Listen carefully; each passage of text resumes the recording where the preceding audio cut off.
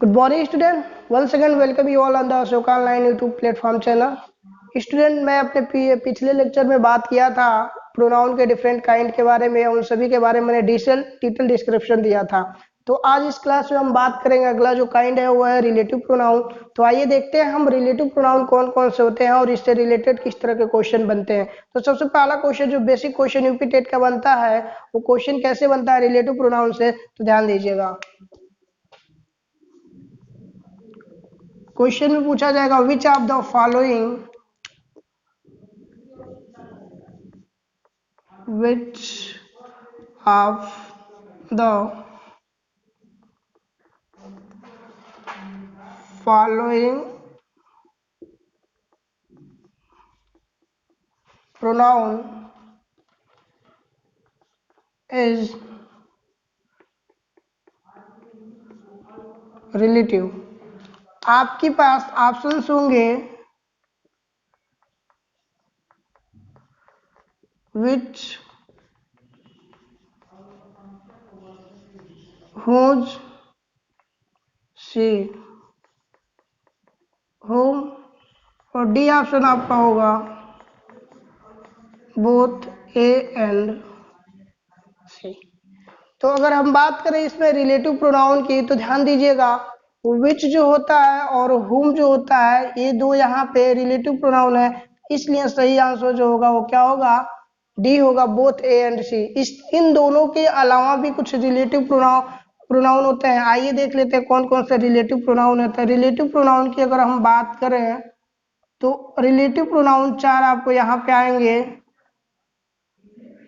जिसमें आपका हु होगा, विच होगा, हुम होगा और एक होता है डेट है। सो स्टूडेंट अगर हम बात करें रिलेटिव प्रोनाउन के, तो यहाँ पे 4 आपके रिलेटिव प्रोनाउन निकल के आते हैं और इसी चारों से रिलेटेड आपके एग्जाम में क्वेश्चन बनते हैं। तो आइए मैं 1 बाय 1 इन चारों के बारे में आपको बताने जा रहा हूँ। तो इसको पहले आप नोट कर लीजिए, फिर मैं बताता हूँ।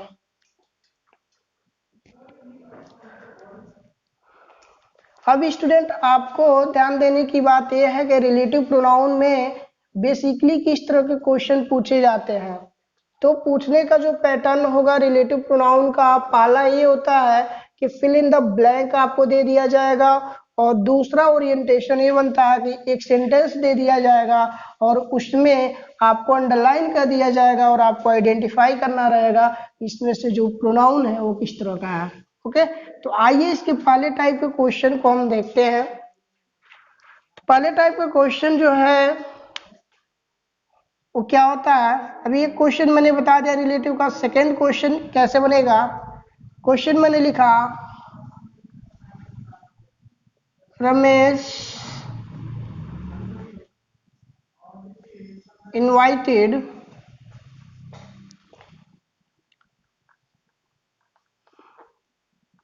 सीता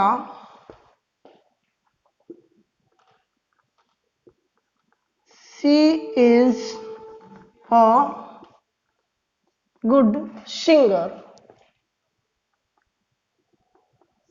सो स्टूडेंट आपके पेपर में यूपी टेट में दिया हुआ था, ये 2 सेंटेंस है, इन दोनों को कनेक्ट करना था रिलेटिव प्रोनाउन से। ठीक है, सेंटेंस था Ramesh invited Sita she is a good singer. Question दिया था which relative pronoun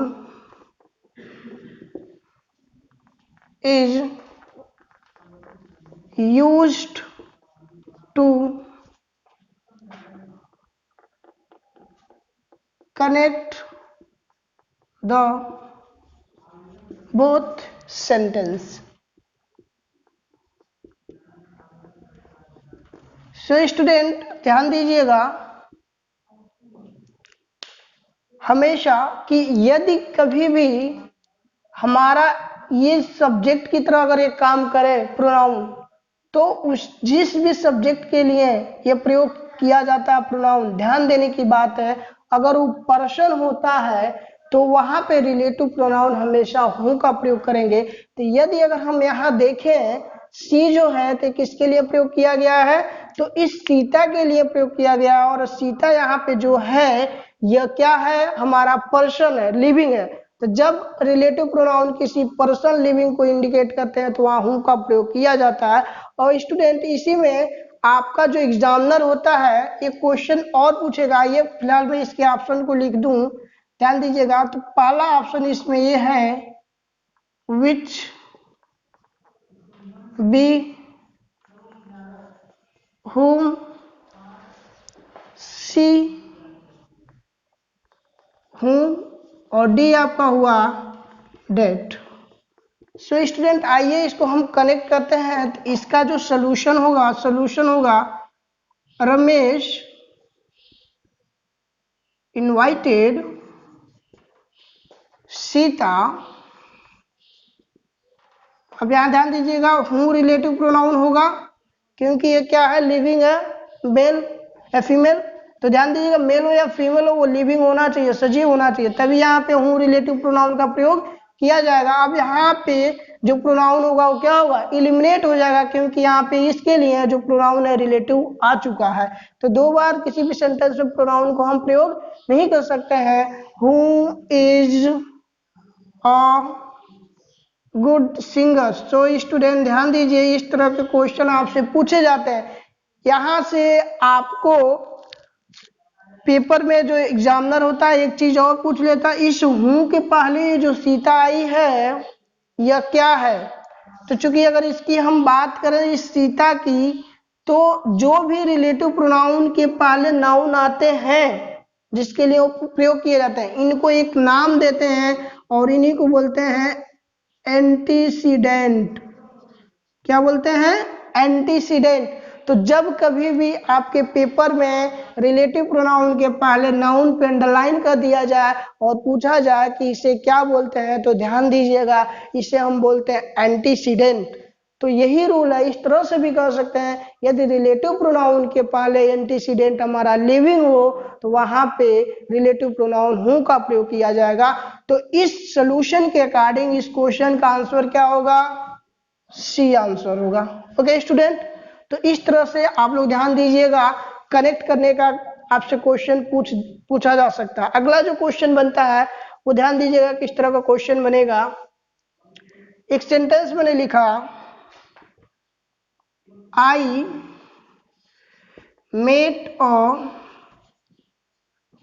student, he was very intelligent. Okay student, अब इसी को मैं समअप करना चाहूंगा और इस सेंटेंस को समअप कैसे करूंगा उसके लिए ऑप्शन मैं दे देता हूं। जैसे सेंटेंस में लिखा आई मेट अ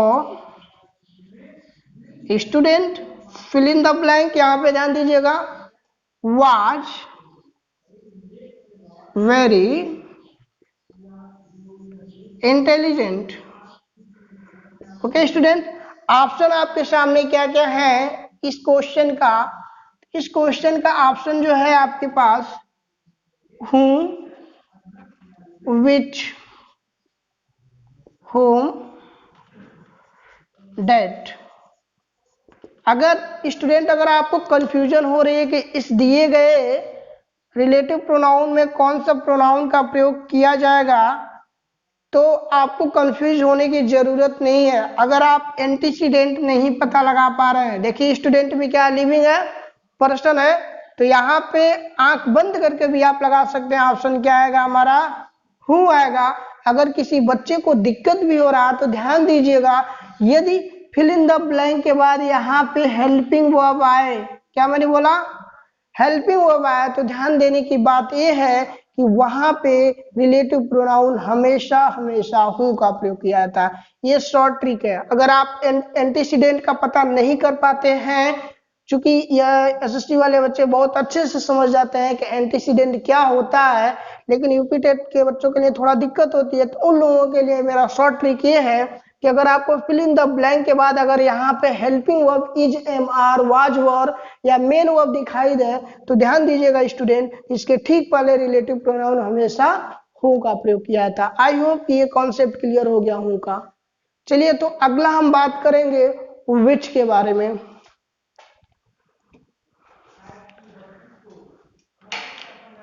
अगर हम बात करें विच की डियर स्टूडेंट, तो विच भी एक रिलेटिव प्रोनाउन है और रिलेटिव प्रोनाउन किसके लिए प्रयोग किया जाएगा, तो अभी जस्ट मैं बताया हूं का प्रयोग हमेशा सजीव के लिए किया जाएगा, लेकिन विच की अगर हम बात करें तो विच जो होता है हमेशा नॉन लिविंग ऑब्जेक्ट के लिए किया जाएगा। इट मीन्स जितने भी निर्जीव ऑब्जेक्ट होंगे उन सभी के लिए किसका प्रयोग किया जाएगा, विच का प्रयोग किया जाएगा। तो आइए हम बात करते हैं विच के बारे में। तो विच का प्रयोग कैसे होता है और उससे रिलेटेड किस तरह के क्वेश्चन बनते हैं। तो विच का प्रयोग लिख लीजिए। विच का प्रयोग अगर हम बात करें विच के बारे में, तो विच का प्रयोग किया जाता है नॉन लिविंग ऑब्जेक्ट के लिए। तो लिखिए which is used for non living object. Okay, non living object या नॉन लिविंग थिंग्स जितने भी होंगे उन सभी के लिए क्या प्रयोग करेंगे, हम विच का प्रयोग करेंगे। तो आइए इससे रिलेटेड क्वेश्चन हम बनाते हैं। क्वेश्चन जैसे मैंने कहा फिल इन द ब्लैंक है question, fill in the blank का क्वेश्चन है। फिल इन द ब्लैंक का क्वेश्चन जैसे मैंने लिखा I bought a book is very costly. एक सेंटेंस और मैंने लिखा this is a pen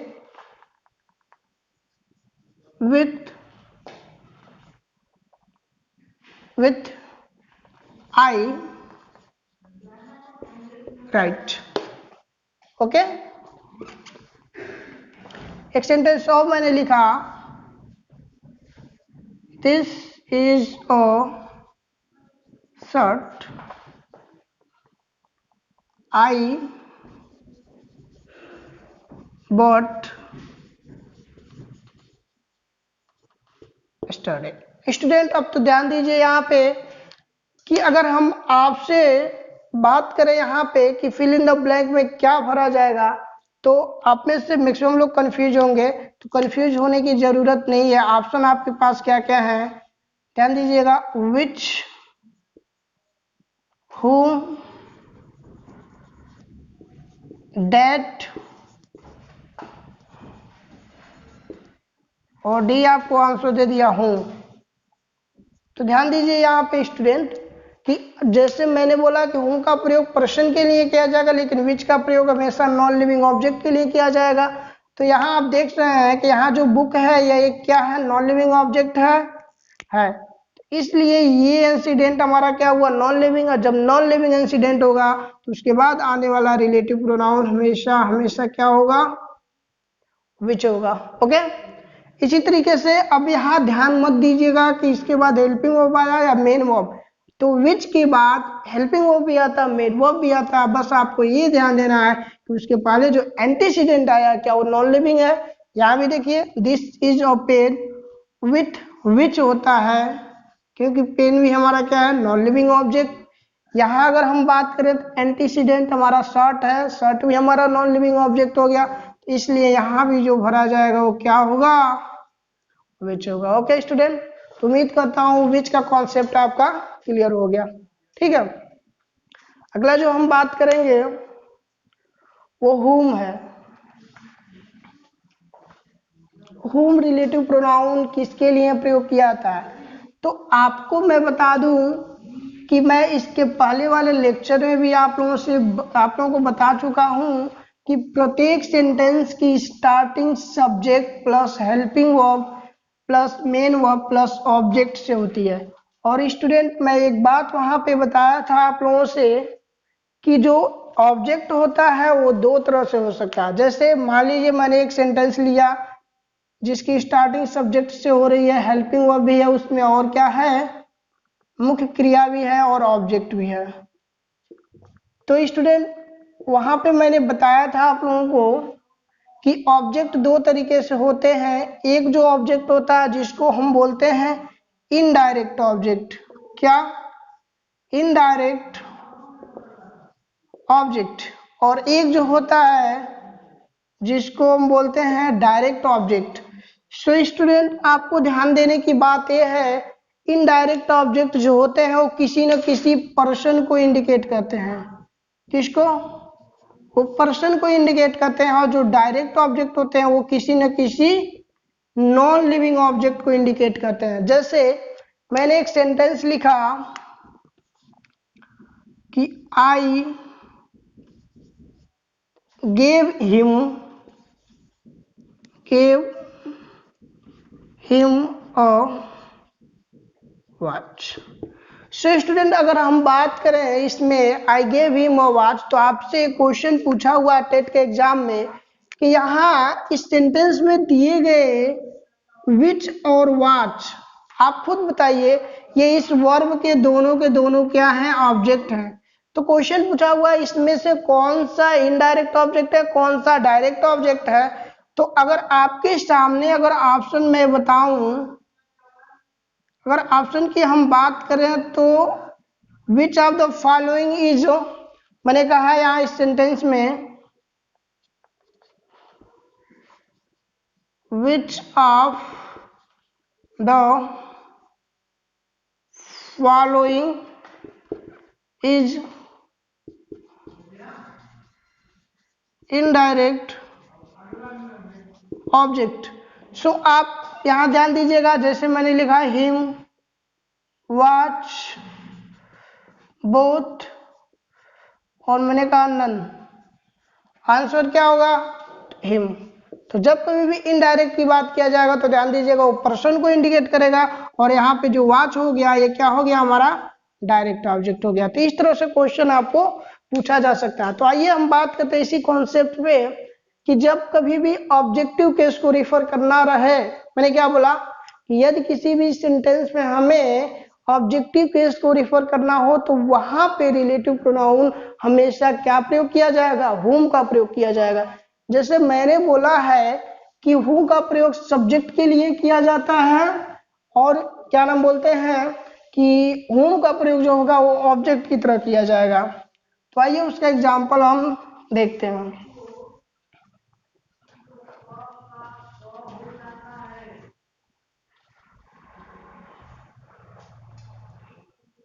okay, तो हुम की अगर हम बात करें student,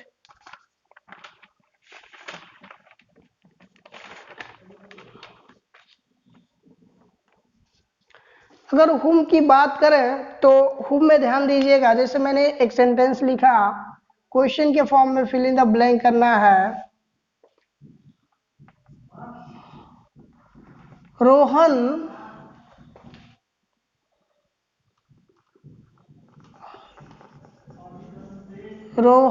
identified a girl we found her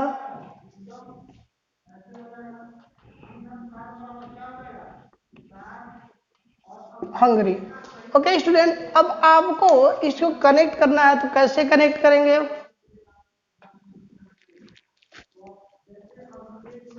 अब बताइए आप लोग स्वयं। तो अभी जस्ट मैं बोला हूं कि अगर यहाँ पे हम बात करें किसकी? ऑब्जेक्ट की, तो ऑब्जेक्ट क्या है? हर है।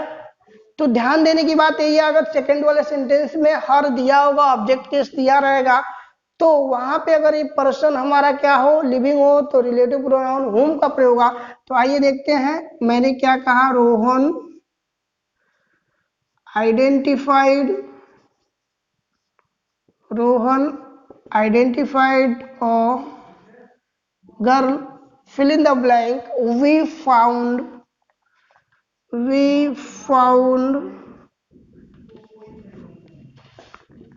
hungry।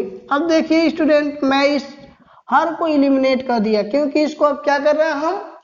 जोड़ने का काम कर रहा है। तो जब हम ऑब्जेक्ट को हटाते हैं तो रिलेटिव प्रोनाउन यहाँ पे whom का प्रयोग करते हैं। तो सबसे इंपॉर्टेंट की पॉइंट यही है डियर स्टूडेंट, ध्यान दीजिएगा, यदि रिलेटिव प्रोनाउन की बात किया जाए तो रिलेटिव प्रोनाउन whom का प्रयोग तब किया जाएगा इसके बाद या तो हेल्पिंग वर्ब हो या फिर क्या हो, मेन वर्ब हो, तब ये होगा। और इसके ठीक पहले कोई न कोई क्या हो, एंटीसीडेंट हो, ठीक है ना, एंटीसीडेंट हो। लेकिन यहाँ पे whom का प्रयोग कब किया जाएगा, whom का प्रयोग ध्यान दीजिएगा यहाँ पे या तो कोई न कोई क्या हो, आपको नाउन हो या फिर कोई क्या हो, प्रोनाउन हो। तो इस कंडीशन में एंटीसीडेंट अगर यहाँ दिया हुआ है, एंटीसीडेंट दिया हुआ है तो ध्यान दीजिएगा यहाँ पे whom का प्रयोग करेंगे। जैसे देखिए यहाँ पे प्रोनाउन दे दिया है, तो जब कभी भी एंटीसीडेंट के बाद फिल इन द ब्लैंक हो और नाउन प्रोनाउन की बात कर दिया जाए तो यहाँ समझ लीजिएगा कि वहां पे क्या बात कर रहा है, whom की बात कर रहा है। लेकिन केवल हेल्पिंग वर्ब होगा तो समझिएगा कि वहां पे किसकी बात कर रहा है, whom की बात कर रहा है। तो दिस इज वेरी इंपॉर्टेंट की पॉइंट, इसको नोट कर लीजिए इस की पॉइंट को।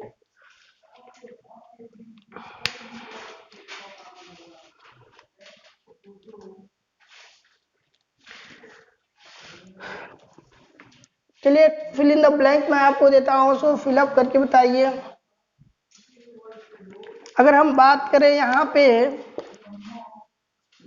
ही assisted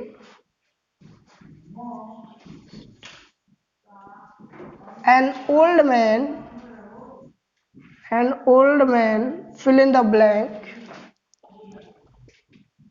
the mob has the mob have beaten। आप यहाँ बताइए कौन सा रिलेटिव प्रोनाउन होगा, whom होगा, which होगा, whom होगा या फिर that होगा, ये आपके ऑप्शंस है। तो आइए हम अपने रूल के अकॉर्डिंग इसको चेक करते हैं कि इसका आंसर क्या होगा। तो देखिए क्या इसका एंटीसीडेंट एक पर्सन है लिविंग, हाँ।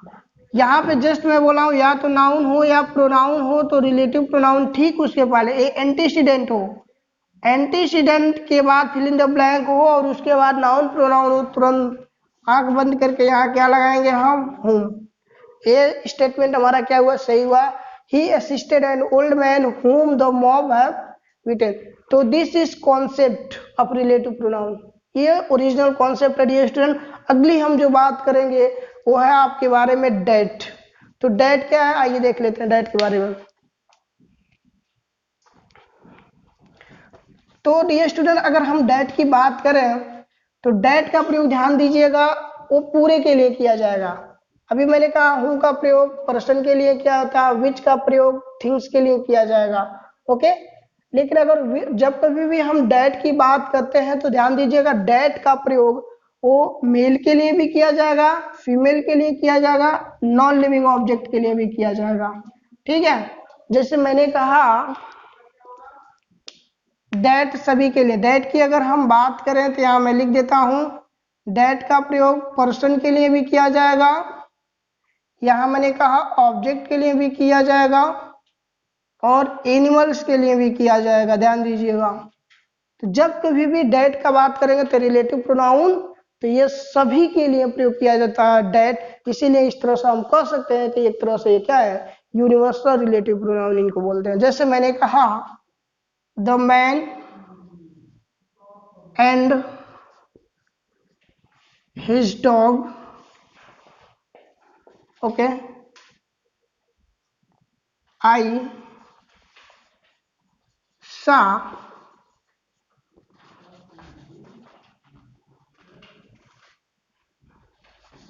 the man and the dog, I saw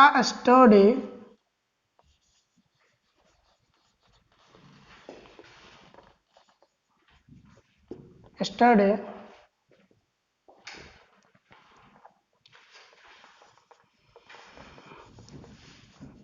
have been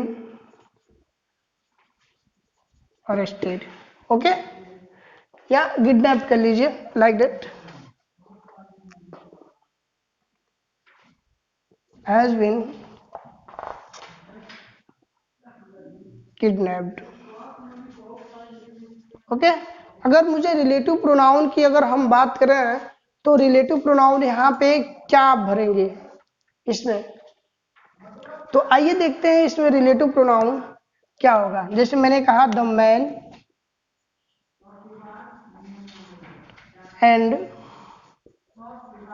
his dog which I saw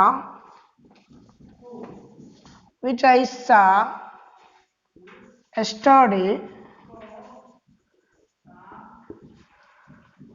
have been kidnapped। तो आप एक बात बताइए, क्या ये सेंटेंस हमारा सही है? ये सेंटेंस अभी गलत है। तो देखिए यहाँ पे विच का प्रयोग कर दिया गया, जबकि यहाँ पे विच का प्रयोग नहीं होना चाहिए, यहाँ क्या होना चाहिए? डेट का। क्यों? क्योंकि ये हमारा एनिमल है, हमारा क्या हो गया? मैन हो गया। तो इस तरीके से ध्यान दीजिएगा, ये डेट है सबसे इजी होता है और इस तरीके से आप पहचान सकते हैं कि कौन सा रिलेटिव प्रोनाउन कहाँ पे भरा जाएगा। आई होप ये कॉन्सेप्ट आपका क्लियर हो गया। तो this is all about your relative pronoun. ये रिलेटिव प्रोनाउन यहाँ पे खत्म हो जाता है। इसके बाद जो अगला आता है हमारा सबसे इंपॉर्टेंट जो होता है, इसको बोलते हैं रिफ्लेक्सिव प्रोनाउन। तो आइए उसको हम देखते हैं रिफ्लेक्सिव प्रोनाउन क्या होता है। सो स्टूडेंट, अगर हम बात करें रिफ्लेक्सिव प्रोनाउन की, तो रिफ्लेक्सिव प्रोनाउन का मतलब ये होता है कि जब कभी भी किसी सेंटेंस में हम स्वयं की बात करते हैं, ठीक है, जब कोई पर्सन किसी काम को स्वयं करता है तो हमेशा ध्यान दीजिएगा वहां पे रिफ्लेक्सिव प्रोनाउन का प्रयोग किया जाएगा। सो स्टूडेंट, सबसे इंपॉर्टेंट बात यह है कि हम रिफ्लेक्सिव प्रोनाउन को पहचानेंगे कैसे। हमारे पेपर में आ जाए तो हम कैसे पहचानेंगे कि जो दिया गया है वो आपका रिफ्लेक्सिव प्रोनाउन ही है। तो आइए सबसे इजी कॉन्सेप्ट में बताता हूँ कि कैसे आप रिफ्लेक्सिव प्रोनाउन को आप आइडेंटिफाई करेंगे। तो सबसे पहले अगर हम बात करें रिफ्लेक्सिव प्रोनाउन की, तो रिफ्लेक्सिव प्रोनाउन का आइडेंटिफिकेशन कैसे होता है, तो ध्यान दीजिएगा स्टूडेंट, यदि किसी भी प्रोनाउन के अंत में, मैंने क्या बोला, यदि प्रोनाउन के अंत में सेल्फ लगा हो या फिर सेल्व्स लगा हो, इसका प्लूरल फॉर्म, तो ऐसे सभी प्रोनाउन को हम क्या बोलेंगे? Reflexive pronoun. So student, one by one एक बार मैं दोबारा रिकॉल कराना चाहूंगा प्रोनाउन के क्लासिफिकेशन को। तो स्टूडेंट आप स्वयं बताइए कि फर्स्ट पर्सन में मैं कौन कौन सा बताया था? आई और वी। सेकेंड पर्सन में मैंने क्या क्या बताया था आपको? यू। थर्ड पर्सन में मैंने क्या बताया था? ही, शी, इट। और एक मैंने बताया था आपको दे स्टूडेंट। ओके, ये हमारे थर्ड पर्सन के थे। तो स्टूडेंट अगर हम बात करें यहाँ पे इन सभी के रिफ्लेक्सिव प्रोनाउन की, अगर मैं बात करूं इसके सभी रिफ्लेक्सिव प्रोनाउन की, तो क्या होगा? सो स्टूडेंट ध्यान दीजिएगा, यदि मैं रिफ्लेक्सिव प्रोनाउन यहाँ मैं लिखूं आरपी, तो क्या लिखूंगा? आई का रिफ्लेक्सिव प्रोनाउन। तो आप स्वयं बताइए आई कैसा होता? Singular and plural. आई का जो रिफ्लेक्सिव प्रोनाउन होता है जिसको बोलते हैं माई सेल्फ। ओके, वी की अगर हम बात करें स्टूडेंट, तो इसका होता है आवर सेल्फ। ये चूंकि प्लूरल होता है इसीलिए सेल्फ किस में कन्वर्ट हो जाएगा? ये होता है सिंगुलर के केस में, ध्यान दीजिएगा, और ये होता है प्लूरल के केस में। तो इस तरीके से जो पर्सन है उनके नेचर के अकॉर्डिंग आप पता लगा सकते हैं कि क्या सही होता है। आवर सेल्फ क्या होता है? सही होता है। यदि पेपर में हमारा क्या दे दिया गया हो, आवर सेल्फ कहीं दिया गया हो, तो इसको क्या मानते हैं? हम गलत मानते हैं। ठीक है, इसी तरह से डियर स्टूडेंट, अगर यू की बात करें तो यू के बारे में मैंने बताया था कि ये सिंगुलर भी होता है और प्लूरल भी होता है। जब ये सिंगुलर भी होता है, प्लूरल भी होता है, तो जाहिर सी बात है इसके अब रिफ्लेक्सिव केस दोनों में दिखेंगे, सिंगुलर में भी और प्लूरल में। तो अगर हम सिंगुलर की बात करें तो इसका दिखाई क्या गया? दिखाई देगा योर सेल्फ होगा। प्लूरल की अगर हम बात करें तो क्या होगा? योर सेल्फ होगा। इट मीन्स डैट इसके दोनों फॉर्म दिखते हैं, ये भी फॉर्म सही माना जाता है और ये भी फॉर्म आपका सही माना जाता है। तो ध्यान दीजिएगा। लेकिन अगर ही की बात करें तो ही का नेचर क्या होता है? हमेशा सिंगुलर होता है। इसलिए सिर्फ ए वाला केस आपको दिखाई देगा SELF। तो ही का क्या होगा, हिमसेल्फ।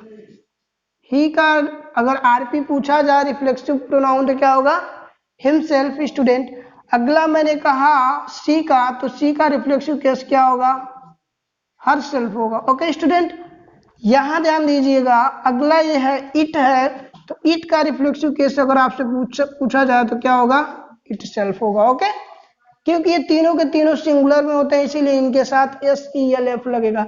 लेकिन अगर दे की बात करें तो दे हमेशा प्लूरल नंबर में होता है, और जब ये प्लूरल नंबर में होगा तो अब इसका सिर्फ प्लूरल फॉर्म दिखाई देगा, और इसका जो प्लूरल फॉर्म बन के आएगा वो क्या होगा, देमसेल्फ होगा। ओके स्टूडेंट, तो ये बहुत ही इंपॉर्टेंट होता है। और इसको हम कैसे पता करेंगे कि हमारा रिफ्लेक्सिव प्रोनाउन है, तो इसके दो ही तरीका है, या तो किसी प्रोनाउन के अंत में सेल्फ लगा हो या फिर उसके क्या अंत में SELVS लगा हो। ठीक है, तो दो तरीका है पहचानने का।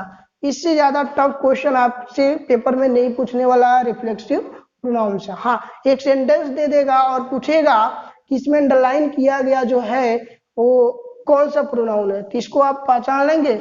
आइए उस तरह का क्वेश्चन मैं बताता हूं। जैसे एक सेंटेंस मैंने लिखा, I absented myself from the class, मतलब मैंने स्वयं को क्लास से क्या कर दिया, अनुपस्थित कर दिया, मतलब बंक कर दिया क्लास को। तो वहां माई सेल्फ जो है वो क्या होगा, वहां पे माई सेल्फ होगा आपका रिफ्लेक्सिव प्रोनाउन होगा। सेंटेंस मैंने लिखा, आई एब्सेंटेड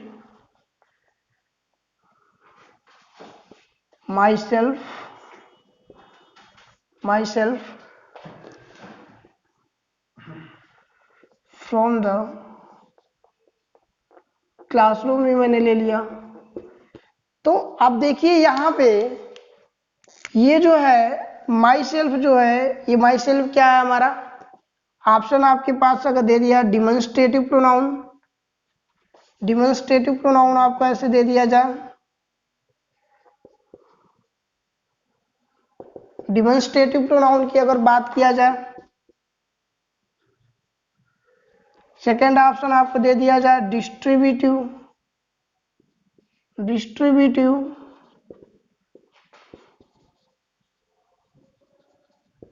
सी ऑप्शन रिलेटिव, और लास्ट ऑप्शन आपको दे दिया जाए रिफ्लेक्सिव।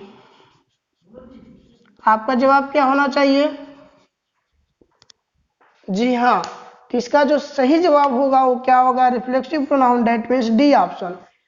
एक और इंपॉर्टेंट की पॉइंट स्टूडेंट है, ये भी हो सकता है आपके पेपर में आ जाए, कुछ ऐसे वर्ब होते हैं जो कि हमेशा अपने साथ आने वाले जो प्रोनाउन की बात किया जाएगा तो वो हमेशा रिफ्लेक्सिव केस को ही लेते हैं। तो आइए मैं यहाँ लिख देता हूँ कौन कौन से वर्ब है, ठीक है, जो कि हमेशा इसके बाद क्या लेंगे, और RP लेंगे। जैसे मैंने कहा कुछ वर्ब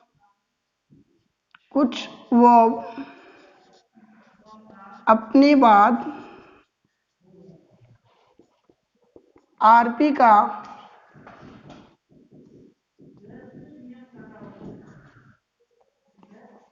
यानी कुछ वर्ब के बाद, सॉरी ऐसे लिख लिया, कुछ वर्ब के बाद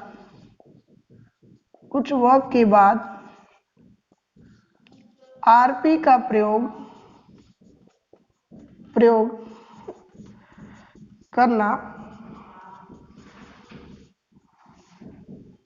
अनिवार्य होता है।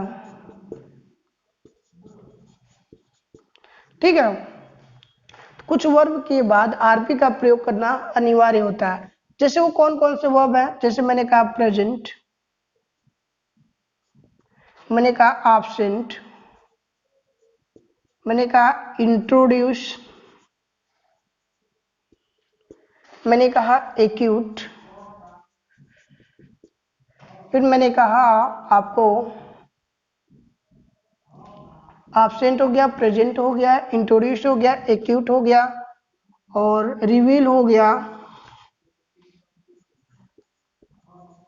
रिवील। इसी तरह से अवेल होता है किसी चीज का लाभ उठाना। तो ये कुछ वर्ब हैं जो अगर आपके पेपर में दिखाई दें तो ध्यान दीजिएगा स्टूडेंट, इन सभी के बाद हमेशा हमेशा जो प्रयोग किया जाएगा वो क्या होगा, आरपी हो गया। तो this is all about reflexive pronoun. Okay student, अगला जो है इसी से रिलेटेड है, थोड़ा सा इसी का फॉर्म होता है, रिफ्लेक्सिव केस का ही फॉर्म होता है, जिसका नाम है एम्फेटिक प्रोनाउन। ठीक है, और मैंने कहा था एम्फेटिक प्रोनाउन को पहचानने का सबसे इजी तरीका होता है कि कभी भी सेंटेंस में हमारा अगर सब्जेक्ट के तुरंत बाद आरपी का प्रयोग किया जाएगा तो वहां पे उसका नाम बदल जाएगा और वहां पे उसका नाम जो होता है वो क्या होता है, एम्फेटिक प्रोनाउन होता है। तो आइए उसको भी हम देख लेते हैं, एम्फेटिक प्रोनाउन क्या होते हैं। तो एम्फेटिक प्रोनाउंस वे प्रोनाउंस होते हैं जो कि हमेशा सब्जेक्ट पे इम्फेसिस करते हैं, मतलब जोर जोर डालते हैं, ठीक है, उसको प्रेशर देते हैं सब। तो ऐसे सभी प्रोनाउंस को हम बोलेंगे क्या, कि ये सभी प्रोनाउन एम्फेटिक होते हैं। तो एम्फेटिक का एक पहचान लिख लीजिए, एम्फेटिक प्रोनाउन क्या होते हैं। एम्फेटिक प्रोनाउन की अगर हम बात करें तो एम्फेटिक प्रोनाउन वे प्रोनाउन होते हैं जो कि सब्जेक्ट पे इम्फेसिस करते हैं, जोड़ को डालते हैं। तो जैसे मैंने लिखा I myself did this work. So student ध्यान दीजिएगा, यहाँ पे इस सब्जेक्ट के तुरंत बाद हमारा क्या आया है, आरपी आया है, इसको आप क्या बोलोगे, रिफ्लेक्सिव प्रोनाउन। लेकिन यहाँ पे ये रिफ्लेक्सिव प्रोनाउन कब नहीं काम करेगा, एक सेंटेंस मैंने लिखा था अभी, आई absented myself from the classroom। So student यहाँ पे आपका जो माई सेल्फ है यह, इसको आप आरपी बोलेंगे, क्यों, क्योंकि इस वर्ब के बाद आया है। तो जब कभी भी वर्ब के बाद अगर आपको दिखाई दे माई सेल्फ, आवर सेल्फ, ठीक है, your self, him self, her self, them self, तो ध्यान दीजिएगा जब वो वर्ब के बाद आएंगे तभी उनका नाम रिफ्लेक्सिव प्रोनाउन होगा। अदरवाइज अगर वो मेन वर्ब के तुरंत पहले आते हैं, मैंने क्या बोला, यदि मेन वर्ब या हेल्पिंग वर्ब के ठीक पहले आते हैं तो उनको अब आरपी नहीं बोलेंगे, उनको हम बोलेंगे एम्फेटिक प्रोनाउन। और अब इसका नाम जो हो जाएगा वो हो जाएगा ईपी, इसका जो नाम हो जाएगा एम्फेटिक प्रोनाउन हो जाएगा। तो उम्मीद करता हूँ ये कॉन्सेप्ट आपका क्लियर हो गया। इससे सिर्फ एक ही क्वेश्चन पूछेगा, आपको एक सेंटेंस देगा, अंडरलाइन करेगा, बताइए कौन सा प्रोनाउन है, पहचान लेंगे। तो सब्जेक्ट के तुरंत बाद अगर रिफ्लेक्सिव प्रोनाउन का प्रयोग किया जाता है तो आरपी न बोल के उसको हम बोलते हैं एम्फेटिक बोलते हैं। उम्मीद करता हूँ ये चीज आपको क्लियर हो गया है। अगला जो सबसे इंपॉर्टेंट जो है क्लासिफिकेशन प्रोनाउन का, वो होता है इंडेफिनिट प्रोनाउन। तो आइए इंडेफिनिट प्रोनाउन को देख लेते हैं।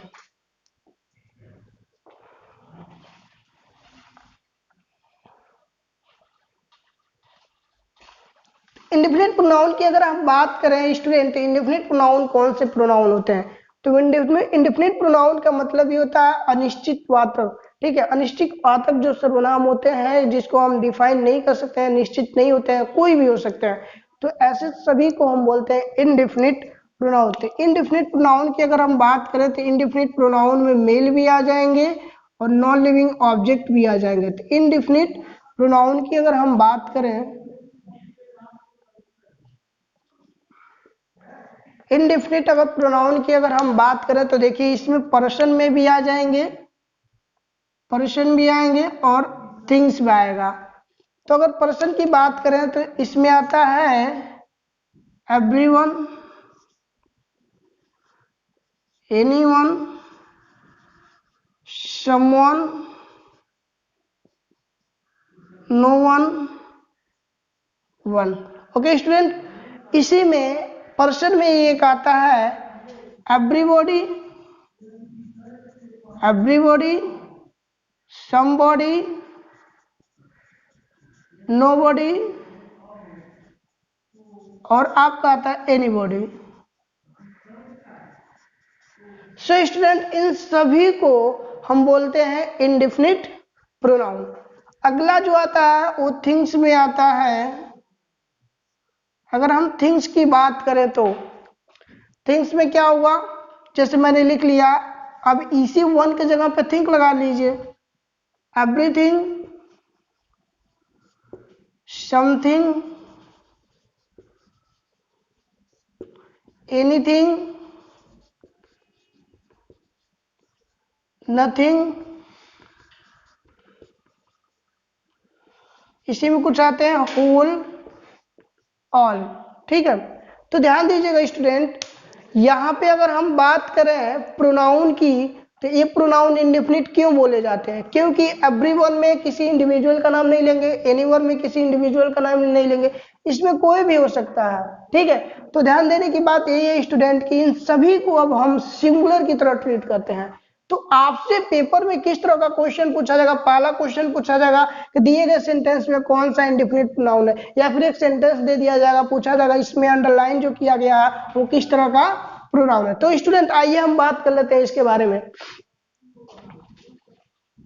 जैसे मैंने एक सेंटेंस लिखा स्टूडेंट, एवरीवन हैज होगा या हैव होगा। जैसे मैंने एक सेंटेंस लिखा क्वेश्चन के फॉर्म में, आप बताइएगा एवरीवन हैज हैव कंप्लीटेड, या हिज होगा या देयर होगा वर्क।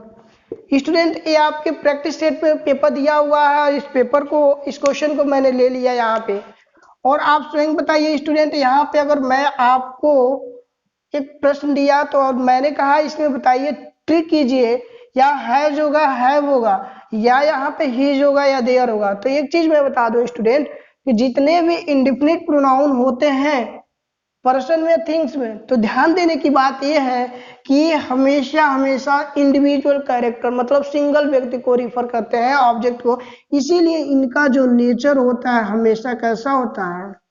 सिंगुलर होता है। ठीक है, तो जब ये सिंगुलर होते हैं तो हेल्पिंग वर्ब कैसा आएगा? सिंगुलर होगा। तो हैज और हैव में सिंगुलर क्या होता है? हैज होता है।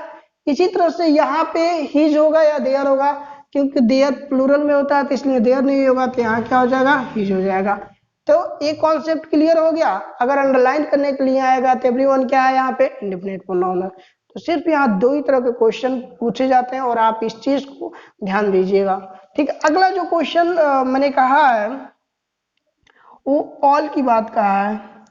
ठीक है, तो ध्यान दीजिएगा, बाकी तो एनीवन, समवन, ठीक है, नोबडी, नथिंग, इन सभी के बारे में आपको पता है कि सभी के सभी सिंगुलर होंगे। लेकिन ऑल जो है एक ऐसा इंडेफिनिट प्रोनाउन है, वो कहता ये है कि जब कभी भी मेरे साथ आएंगे तो या तो काउंटेबल नाउन आएंगे या तो अनकाउंटेबल। तो अगला रूल ये कहता है कि यदि कभी भी ऑल के बाद अगर प्लूरल काउंटेबल नाउन की अगर बात किया जाए, प्लूरल काउंटेबल,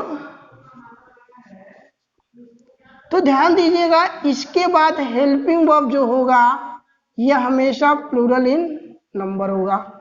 मैंने क्या बोला कि जब कभी भी अगर ऑल की बात करेंगे तो उसके बाद डिफिनिट आर्टिकल लगेगा। जैसे मैंने कहा कि all the student, all the student, क्योंकि प्लूरल काउंटेबल हो गया। अब यहाँ हैज होगा या हैव होगा, सबमिटेड देयर असाइनमेंट। तो ध्यान दीजिए स्टूडेंट, अब यहाँ पे ये ऑल जो होता है ये प्लूरल में होता है क्योंकि ये हमेशा प्लूरल काउंटेबल नाउन के साथ आता है, इसीलिए यहाँ हेल्पिंग वर्ब क्या होगा? प्लूरल होगा, तो हैव हो जाएगा। और इसीलिए जब हैव हो गया तो यहाँ पे जो पीए होगा, अब ये सिंगुलर नहीं, अब ये क्या लिया जाएगा? प्लूरल का लिया जाएगा, और यहाँ पे देयर हो जाएगा। लेकिन स्टूडेंट अगला जो कॉन्सेप्ट कहता है वो क्या कहता है, आइए देखते हैं।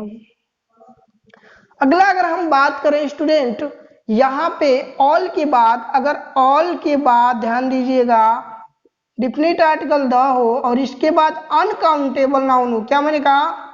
अनकाउंटेबल नाउन हो, तो इसके बाद आने वाला हेल्पिंग वर्ब का नेचर जो होगा क्या होगा? सिंगुलर होगा। तो आइए एग्जाम्पल देख लेते हैं। एग्जाम्पल में मैंने कहा, क्या बोला? एग्जाम्पल में मैंने बोला ऑल द मनी हैज होगा या हैव होगा spent on my birthday. So student आप स्वयं यहाँ बताइए यहाँ पे क्या होगा। तो आप देख रहे हैं यहाँ पे कि ऑल द मनी की बात अगर हम कर रहे हैं तो ऑल द मनी के बाद आने वाला जो हेल्पिंग वर्ब होगा वो क्या होगा, अब यहाँ पे सिंगुलर वर्ड ही होगा क्योंकि ये अनकाउंटेबल है। तो इस तरीके से आपका एक कॉन्सेप्ट जो हो गया एक क्लियर हो गया स्टूडेंट। उम्मीद करता हूँ ये चीजें आपको समझ में आ गई हैं। तो जब कभी भी इंडेफिनिट प्रोनाउन की बात किया जाएगा तो इंडेफिनिट प्रोनाउन ध्यान दीजिएगा हमेशा के हमेशा आपको कैसे दिखेंगे, सिंगुलर में ही दिखेंगे। तो ध्यान देने की बात ये बहुत ही जरूरी है। ठीक है स्टूडेंट, अगली जो है लास्ट जो है जिसको हम बोलते हैं इंट्रोगेटिव प्रोनाउन। तो आइए देखते हैं इंट्रोगेटिव प्रोनाउन कौन से होते हैं।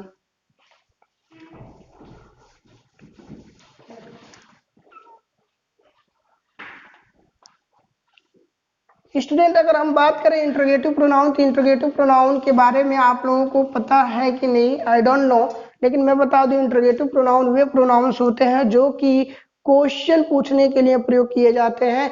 स्पेशली वो किसी नाउन को रिफर करते हुए चलेंगे। जैसे मैंने एक सेंटेंस लिखा, पहले हेडिंग डालिए interrogative pronoun, interrogative pronoun. Interrogative pronoun की अगर हम बात करें स्टूडेंट, जैसे मैंने कहा एक एग्जाम्पल मैंने लिखा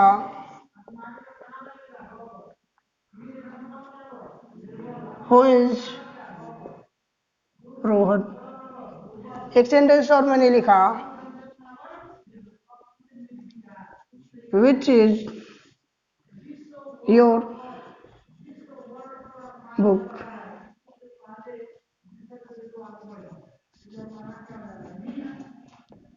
एक सेंटेंस मैंने लिखा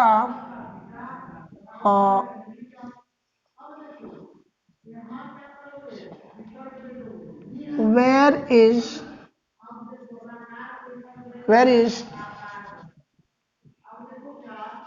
इज द पेन। ओके,